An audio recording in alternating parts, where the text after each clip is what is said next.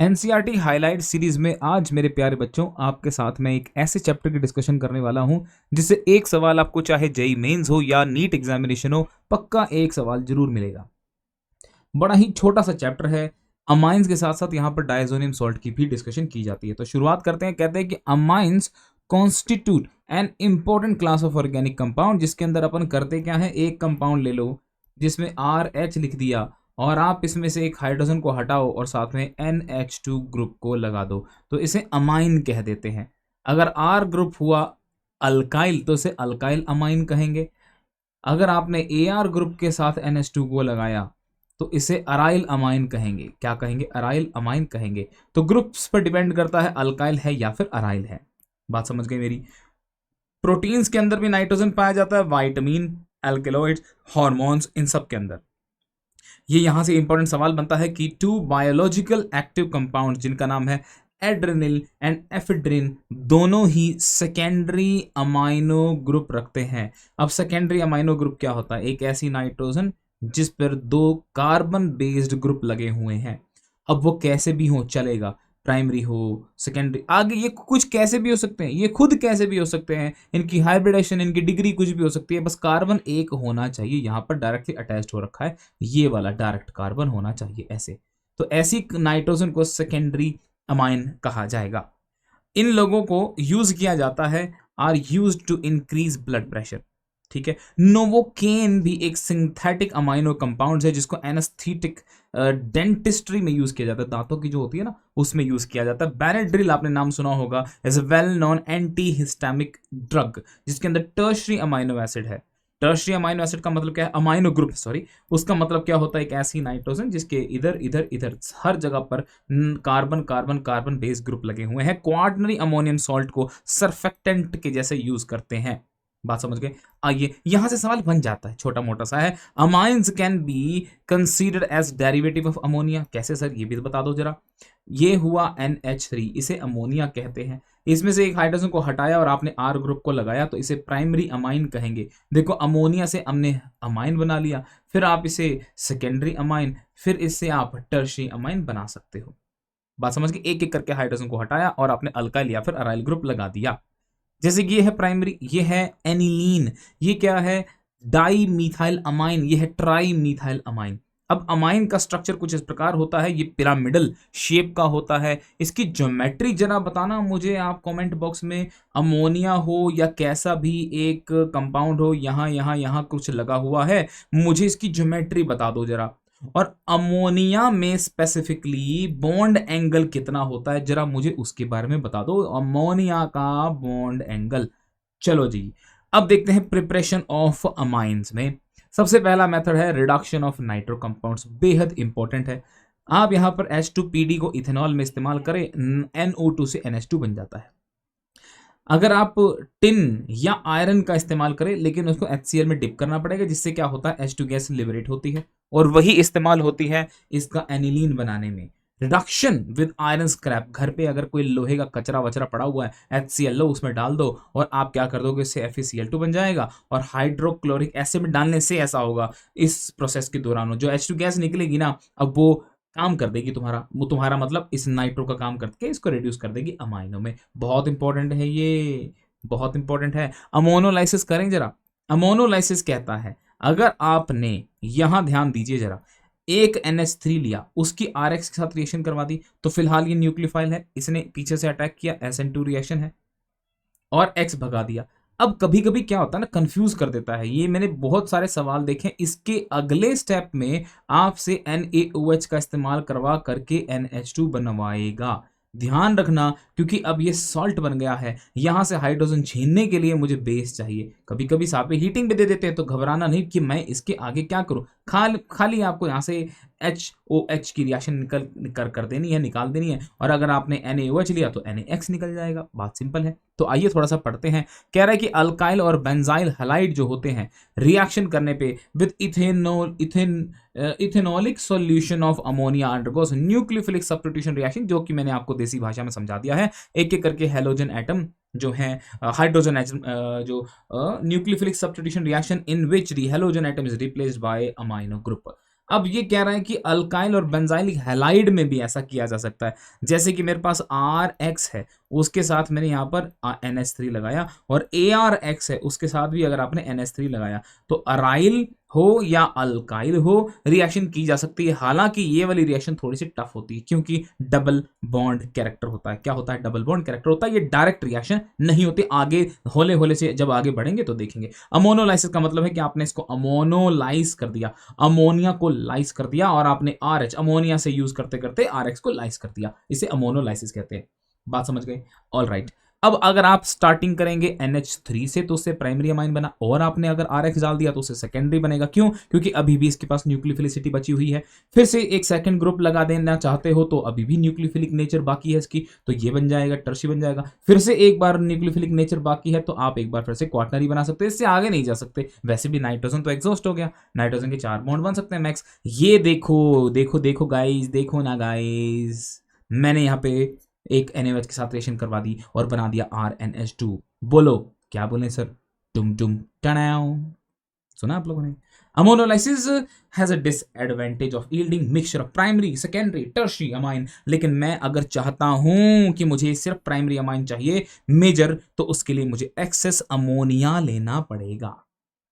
बात समझ गए? और अगर आपके पास अल्काइल हैलाइड है RI, RBr और RCl, क्योंकि आयोडीन का बॉन्ड जल्दी टूट जाता है, संबंध जल्दी टूट जाता है RI के साथ, तो इसकी रिएक्टिविटी जल्दी होती है, फास्ट रिएक्शन होती है। रिडक्शन ऑफ नाइट्राइल करेंगे, RC ट्रिपल बॉन्ड N है। अगर आप लोगों ने मेरा कॉमन लेक्चर का नाम, जो लेक्चर है कॉमन नेम्स वाला, वो नहीं सुना है तो आप उसे जरूर सुनिए।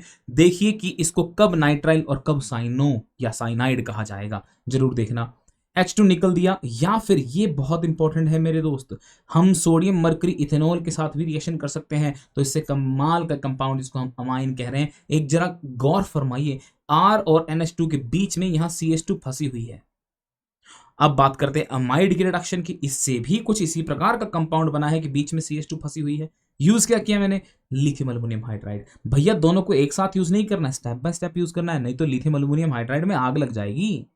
तो लिथियम एल्युमिनियम हाइड्राइड से ये रिएक्शन हो गई है, सोडियम बोरोहाइड्राइड से ये रिएक्शन नहीं होगी, ध्यान रखिएगा। नेक्स्ट देखते हैं गैब्रियल थैलामाइड रिएक्शन, बहुत ज्यादा इंपॉर्टेंट है। सबसे पहले क्या करेंगे अपन? एक थैलामाइड लेंगे, ठीक है। KOH आएगा, यहां से हाइड्रोजन को ले जाएगा, नाइट्रोजन पे आएगा नेगेटिव, ये इस पे SN2 टाइप रिएक्शन करेगा। अब सवाल पता क्या बनता है, मैं यहीं पे रुक जाता हूं। सवाल ये बनता है कि इनमें से ऐसा कौन सा इंसान है जो गैब्रियल थैलामाइड सिंथेसिस नहीं दिखाता? ऐसा कौन सा RX है? अरे भाई सीधी सी बात है, वही सारे के सारे RX जो SN2 रिएक्शन नहीं देते, बस वो यहां तक पहुंचेंगे ही नहीं। बात समझ गए? सर ऐसे कौन से लोग हैं?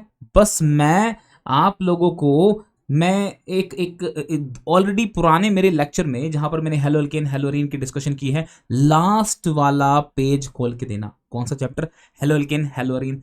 उस चैप्टर के लास्ट पेज को खोल करके देखना, मैंने वहां पर आपको 7 ऐसे लोग बताए हैं जिन पर SN1 SN2 रिएक्शन नहीं की जा सकती। बस वही आदमी है जो गैब्रियल सिंथेसिस नहीं दिखाएगा। अब यहां पर NaOH लीजिए, NaOH क्या करेगा? ये कहेगा मैं यहां पर अटैक करूंगा, रिंग खुल जाएगी। रिंग खुल जाने से एक बार फिर से अटैक होगा तो R आ चुका है NH2। मेरा आपसे एक सवाल, ये जो 2 हाइड्रोजन आए हैं, इसका सोर्स क्या है? कहां से आई ये हाइड्रोजन? कहां से आई है ये हाइड्रोजन? मुझे आप बताएंगे कमेंट बॉक्स के अंदर। नेक्स्ट देखते हैं हॉफमैन ब्रोमोमाइड डिग्रेडेशन रिएक्शन। नाम से समझ में आ रहा है डिग्रेड कर रहे हैं।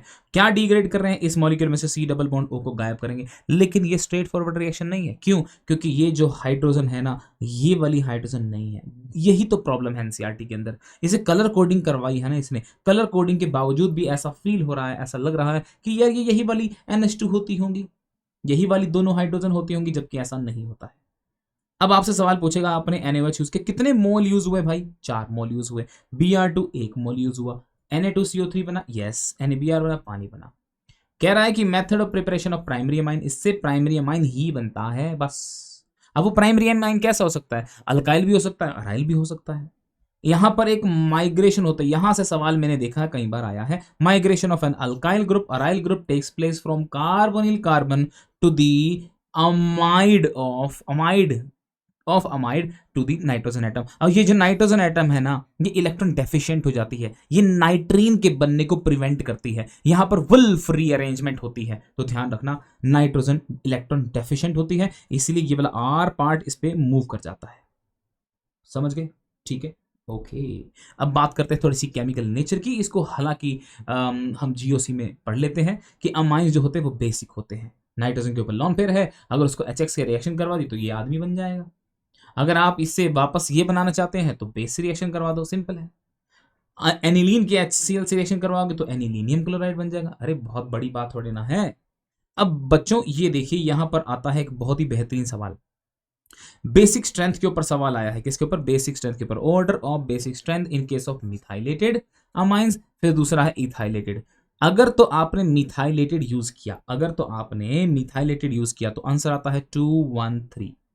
और अगर आपने, ये तो था मिथाइल, और अगर आपने यूज किया इथाइल या दूसरा कोई भी आदमी, तो यही नंबर 231 हो जाता है। ऑफ कोर्स एंड में अमोनिया आएगा, अमोनिया एंड में आएगा। मैं याद करने का तरीका बच्चों को क्या देता हूं?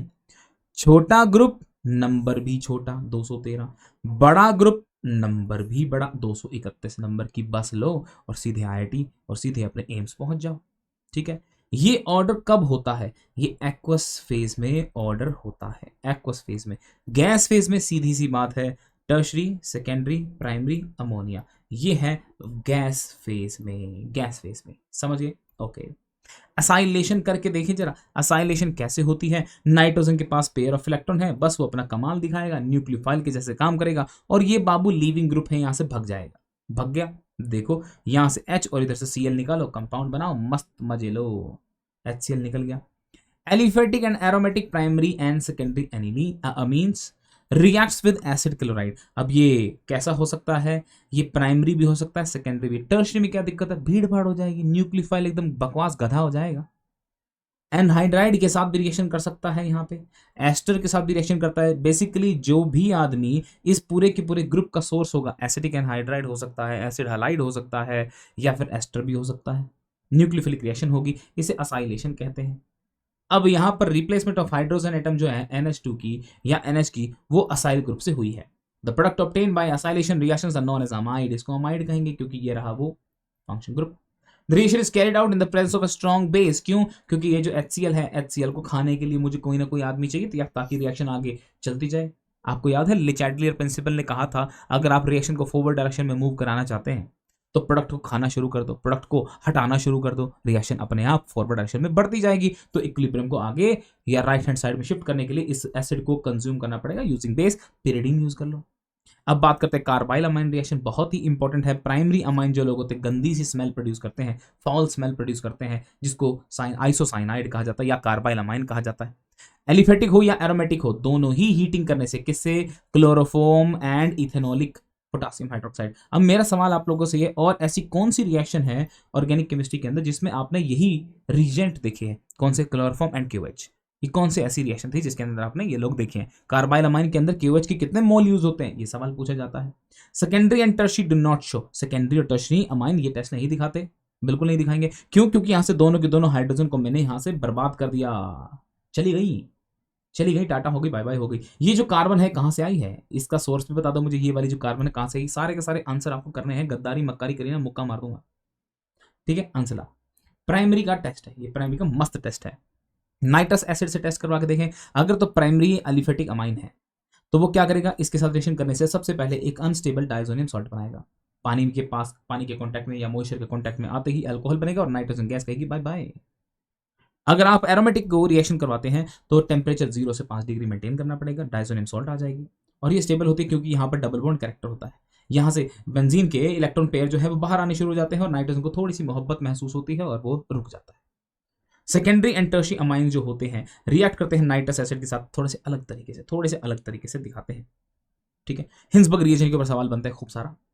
ये रहा आपका हिंसबर्ग रिएजेंट। तो क्या है ये? प्राइमरी अमाइन के साथ रिएक्शन करेंगे। कौन है ये आदमी? हिंसबर्ग रिएजेंट क्या है? Benzene sulfonyl chloride. अरे भाई ये सवाल सीधे सीधे पूछा था पिछले अटेम्प्ट में, जनवरी में। रिएक्शन करवा दो, ये जो नाइट्रोजन है इस पर अटैक करेगा, क्लोरीन यहां से कहेगा बाय, और ये जो हाइड्रोजन है अभी भी एसिडिक है, बेस रिएक्शन करवाओ, ये आदमी पानी में घुल जाएगा। सेकेंडरी के साथ रिएक्शन करवाओगे, इसने अटैक तो कर दिया, बहुत बढ़िया, मजा ही आ गया। लेकिन अब जब आप बेस डालते हो, बेस कहता है अरे हाइड्रोजन कहाँ है, किससे करूं मैं रिएक्शन? अच्छा, रिएक्शन नहीं हो सकती तो ये अब इनसोल्यूबल हो जाएगा। सेकेंडरी वाला आदमी जो होता है इनसोल्यूबल होता है, प्राइमरी अमाइन वाला सोल्यूबल होता है अल्कली के अंदर। देखो इनसोल्यूबल हो गया ना सेकेंडरी वाला, इट इज नॉट एसिडिक, इसीलिए सोल्यूबल नहीं है। टर्शियरी वाला कहता है मेरी तो औकात ही नहीं है कि मैं रिएक्शन कर सकूं, क्योंकि मेरे पास इतनी ज्यादा भीड़ भाड़ है, मैं अटैक ही नहीं कर सकता। इलेक्ट्रोफिलिक सब्स्टिट्यूशन देखें जरा, एनिलीन के ऊपर अगर आपने ब्रोमीन डाला, वो भी ब्रोमीन वाटर, याद रखना ब्रोमीन वाटर, इतनी ज्यादा इलेक्ट्रॉन रिचनेस हो जाती है रिंग के अंदर कि 3 Br यूज करने से आप हर जगह पर ऑर्थो ऑर्थो एंड पैरा तीनों के तीनों पर आप रिएक्शन करके मस्त इसका 2,4,6 ट्राइब्रोमो एनिलीन बना सकते हैं, NH2 क्योंकि एक ऑर्थो पैरा डायरेक्टिंग ग्रुप है। बात सही है। अच्छा जी, उसके बाद देखें, अगर आपने इसको पिरिडीन के साथ और एसिटिक एनहाइड्राइड जानते हो, अभी अभी मैंने आपको बताया ये क्या है, कि एक असाइल ग्रुप का सोर्स है, लगा दो अमाइड बना दो, अभी सीखा हमने असाइलेशन। ये इंपॉर्टेंट है कि ब्रोमीन और एसिटिक एसिड यानी कि एसिडिक मीडियम में ब्रोमिनेशन कर रहे हो तो बिल्कुल पैरा प्रोडक्ट मिल जाएगा मेजर। पुराना देखना जरा एक बार, यहां पर अगर मैंने कंट्रोल नहीं किया था, NH2 की इलेक्ट्रॉन डोनेशन कैपेसिटी को मैंने बरकरार रखा था, तो मुझे हर जगह पर ब्रोमीन लगता हुआ नजर आया, लेकिन मैंने यहाँ पर इलेक्ट्रॉन डोनेशन की कैपेसिटी को थोड़ा सा इधर और थोड़ा सा उधर एंगेज कर दिया, जिसकी वजह से क्या होगा, अमाइड आ गया। अमाइड थोड़े से लेस एक्टिवेटिंग होते हैं, पैरा मेजर बनेगा। अब आप डाल दो थोड़ा सा बेस बाहर से, या फिर एसिड डाल दो। अब एसिड हो या बेस हो, अमाइड दोनों से ही नफरत करता है और वो बेचारा टूट फूट के वापस से NH2 में कन्वर्ट हो जाएगा। सिंपल सा बात है। नाइट्रेशन करके देखिए, डायरेक्ट नाइट्रेशन अगर एनिलीन की करनी है तो आपको टेरी ऑक्सीडेशन, ओ माय गॉड, ये तो आपने छोड़ ही दिया था। टेरी ऑक्सीडेशन होती है product in addition to nitro derivation. पूछता है सवाल, अगर आपने HNO3 H2SO4 और 288 केल्विन पर ये रिएक्शन को रन करवाया तो पैरा समझ में आता है, पैरा बनना चाहिए, और तो समझ में आता है, और तो बनना चाहिए। ये मेटा कैसे बन रहा है? कौन देगा मुझे इसका जवाब? चैट बॉक्स के अंदर देखें। और ये परसेंटेज भी देखो, कुछ कम नहीं है, पैरा के आसपास की परसेंटेज है। ये कैसे, हाउ, बताना जरा मुझे।